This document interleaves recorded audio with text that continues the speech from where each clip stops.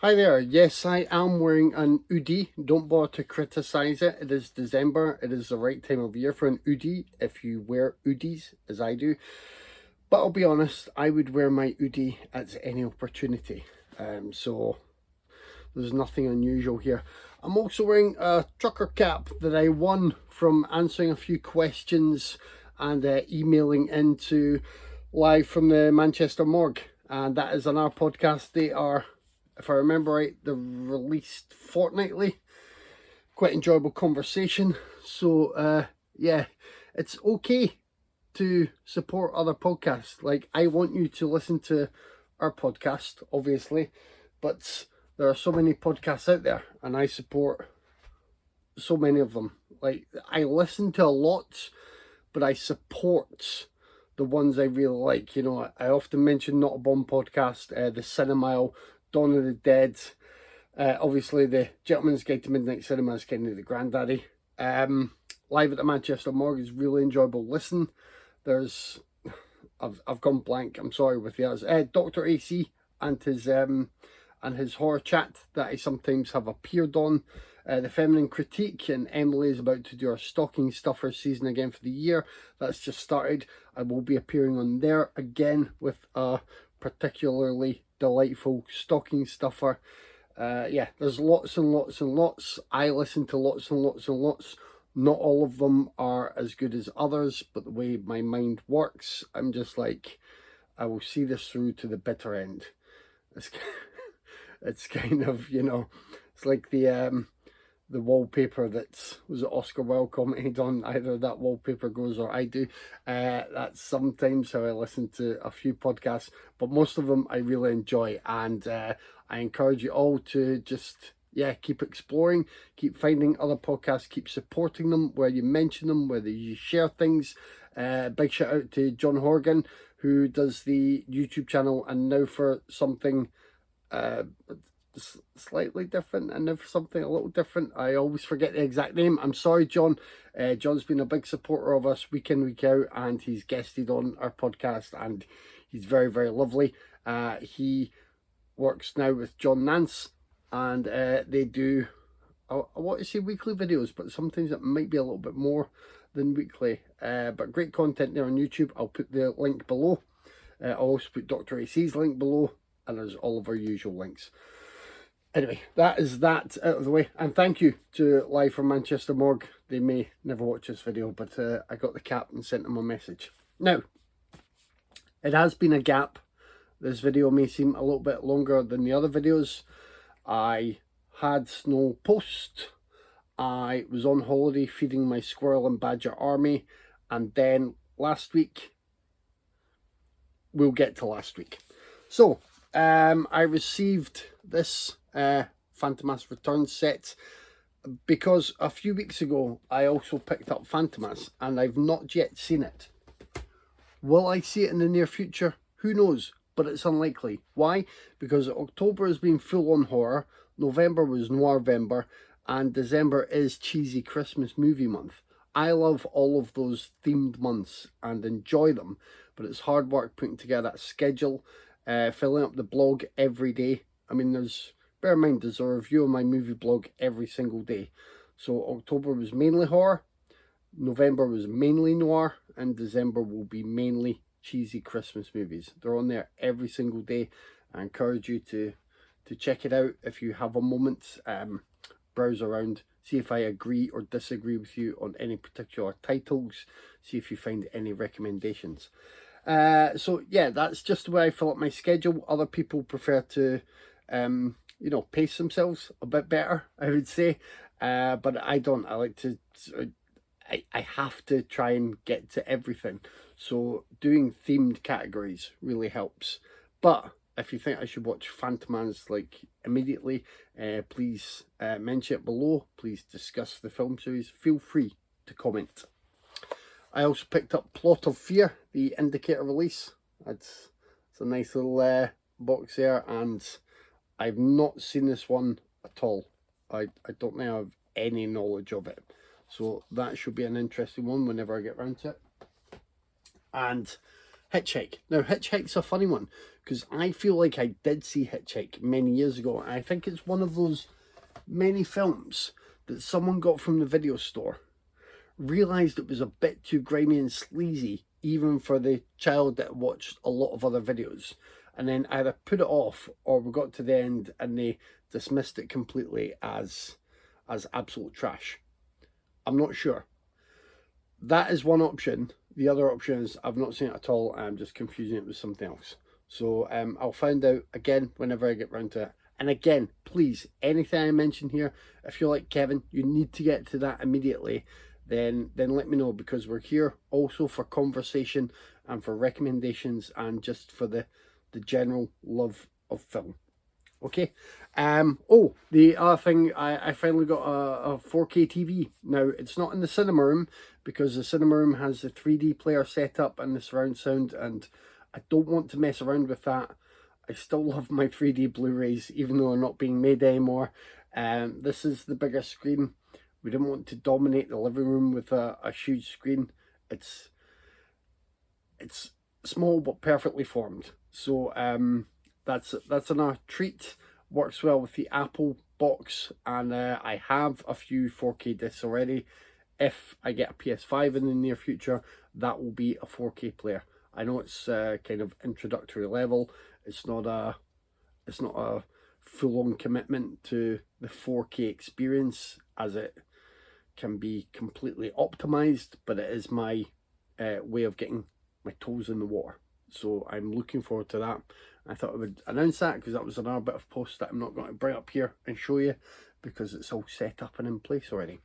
Now, what else do we have? Honestly, there's lots and lots and lots of treats here. The Mask. Oh, did I get this one? 4K Ultra HD Blu-ray. Yeah, I did. So I couldn't remember if I got the usual Blu-ray or the 4K. There you go. Sometimes if I've seen a nice set of a title I really like and I think it will be worthwhile, I'll kind of future-proof one or two titles, or if they've not been available elsewhere. You know, that happened with The Long Kiss Goodnight. I picked up the 4K of that. With The Mask, I think that will look fantastic with the effects. I've always been a big fan of The Mask. It's a great film. It's great fun. The effects hold up really well because they are aiming to be cartoony, and they're just, you know, they're really, I think they just hold up great. At the time they were probably quite cutting edge, but maybe didn't seem as cutting edge as they were, if you know what I mean, because of that cartoon look. I know there were articles about the effects of the movie, and I watched a couple of breakdowns of how certain scenes were made, but I still don't know if it's ever fully appreciated for quite how good it is, and it's great. And hey, Cameron Diaz gets one of the best screen actress entrances of all time. It's a glorious moment for her. Really, just picks her out as an absolute star, which she would then go on to capitalize on for quite a few years after. Yeah, I love it. If you don't like The Mask, I don't know what to tell you. I can understand people being irritated by Jim Carrey, but I think he's actually really good in the Stanley Ipkiss role here, the main role, before he gets the mask on, and then The Mask is sort of Jim Carrey in full Jim Carrey / Looney Tunes mode. So it's great. There we go. And what do we have next? Well, this is an odd one, okay? So this is part of the journey of the past couple of weeks. I was due a package, and it was a movie plus vinyl. I was away for a week, so I got notification that this package was due. I changed the delivery option. Please leave with my neighbour at number such and such. I get a delivery notification later on the day. Now, the Wednesday before last was snow day here in the UK, basically. Delivery notification, the box has been left at my doorstep. Like, great. I said to my partner, well, there's a vinyl album in that, plus the movie. We couldn't get a hold of my neighbour, but fortunately we had another neighbour we could message. Is the box still there? Could you please take that in for me? I'm due back, you know, whenever. Really unfortunate. Another example of Evri being quite calamitous at times, and it's a shame because we have an Evri delivery driver who is quite regular for us, who's quite good. So I am optimistically assuming that because this was a bigger parcel, it may have been one of their vans or a different driver and was just left there. Anyway, it is Wild Style, and this has 2 discs, a CD in there. I mean, you can play the CD on a Blu-ray player, I guess, but can't remember the last time I played a CD. I've played vinyl more than I've played CD. Lots of extras. I think this is just the Blu-ray, but it is a 4K restoration. No, it is a Blu-ray though. I've never seen it. I've seen Breaking. I think I've seen Breaking 2. So I'm just looking forward to Wild Style. As for the soundtrack, that is a thing of beauty. So you have the same here. So, yeah, I'm definitely keeping this wrapped up. There were lots of little postcards and things in there. You've got that. This was a great package, and it was packaged really well. Now, can we get this out with it? You see the nice blue there, and then, of course,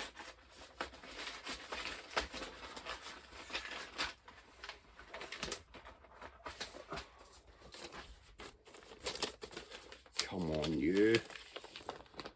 Nice orange for the second disc. I know it's exciting to watch me turn around and work with the packaging, but there you have it. Really, really nice. And I'm going to praise Arrow here. I've been very critical of Arrow Video and other videos that I've posted and comments that I've made online.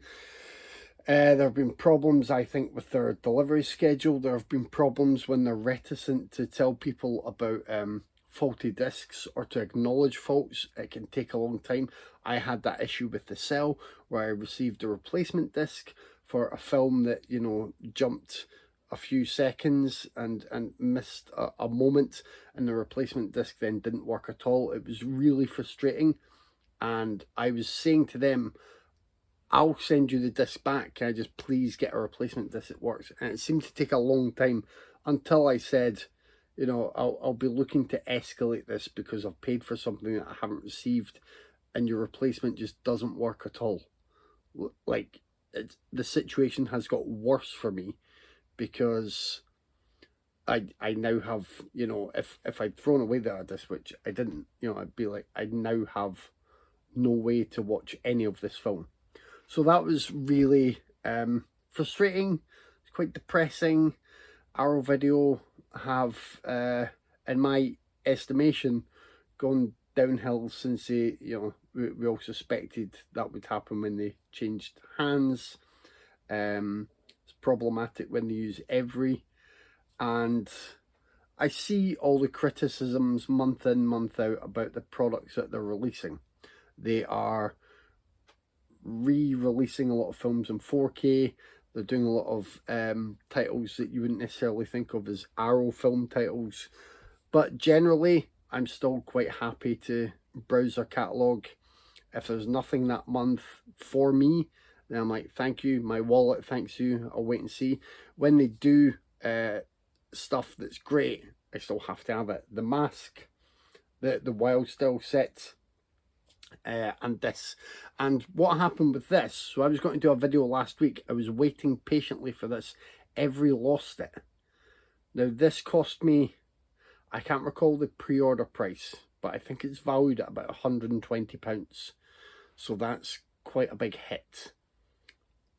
I was back and forth with Evri because it was saying out for delivery, then it was saying you know, at a depot.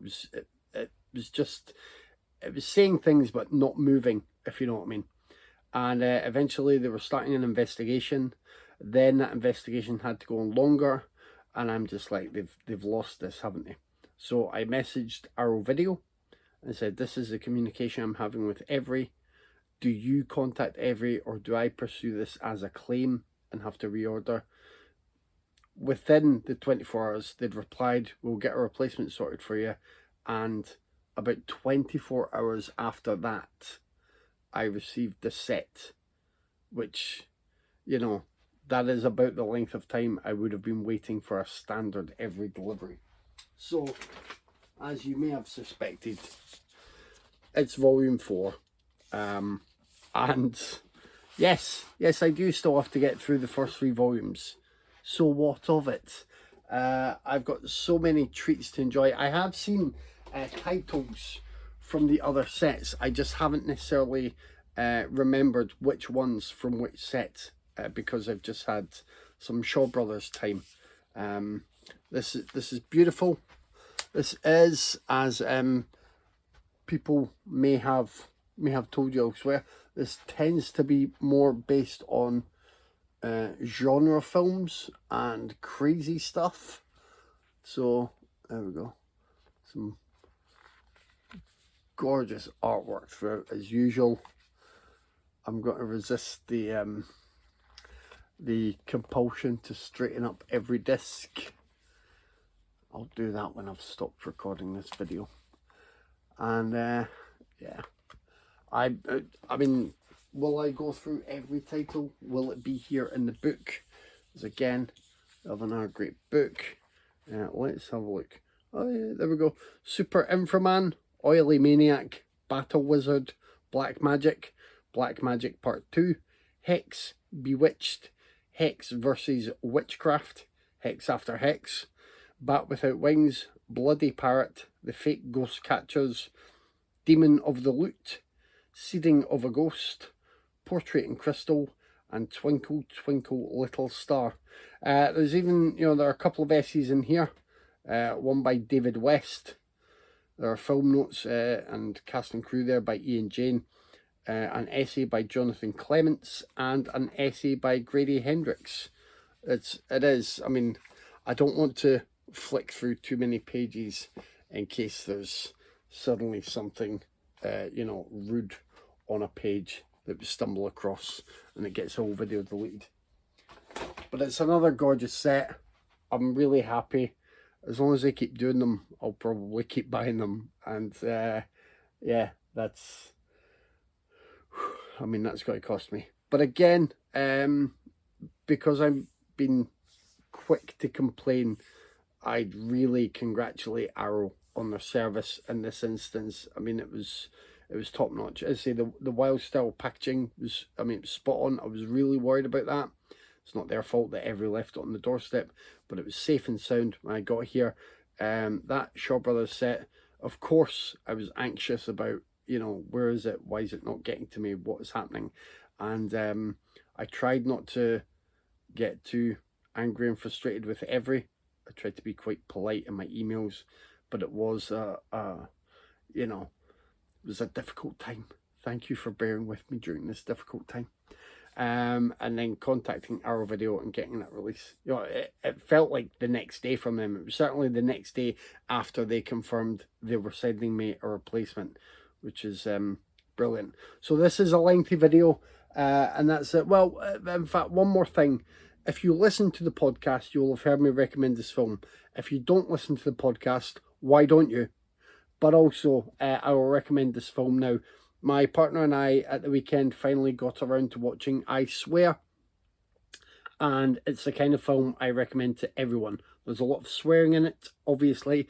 It is about a man who, at a young age, started to become afflicted with Tourette's. And throughout his life, he eventually brought more and more awareness to Tourette's, helped people living with that affliction, and generally became a bit of a figurehead, a real campaigner. It's just a great film.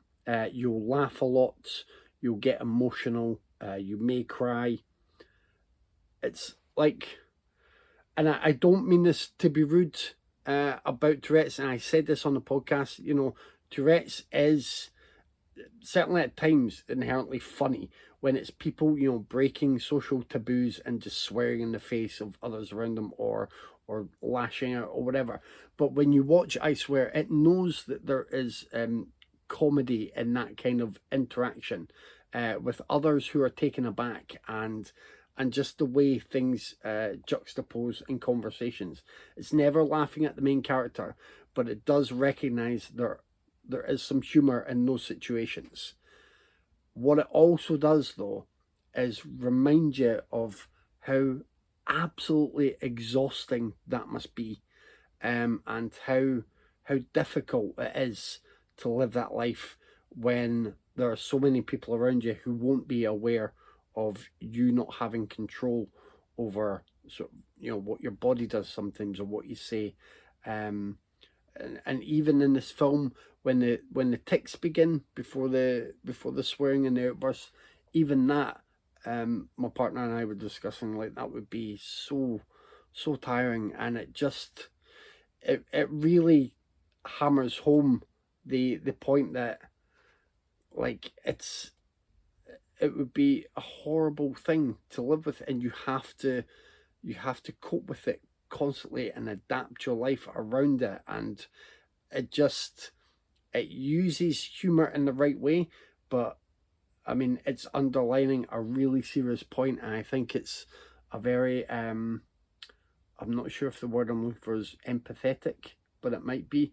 It certainly does a great job of taking viewers beside this main character and getting them close enough to see how, like, their entire life changes with this. Sometimes for better in a couple of ways, but I don't know if they would view it that way. But generally for the worse when it comes to how they struggle through certain situations. So that is the highest recommendation. Please, please, please check out I Swear. It was a British film out this year, and it's absolutely fantastic. The central performances, I don't know either of their names. There's the actor who plays the younger version of the main character. He's brilliant. And the older version, who you spend most time with, he's absolutely brilliant. I mean, they are stunning performances. So please check that out. If I do one thing successfully in this overlong video, it would be to get you to check that film out. That's it. It may be a couple of weeks till the next video. I don't know. We're all busy with Christmas and things. Anyway, enjoy yourselves. Take care. Stay safe. Enjoy celebrating the next couple of weeks, however you want to, but don't get caught up in competing with others, or you know, doing yourself harm by just going to too many big nights out. Just be careful out there, and I shall see you next time.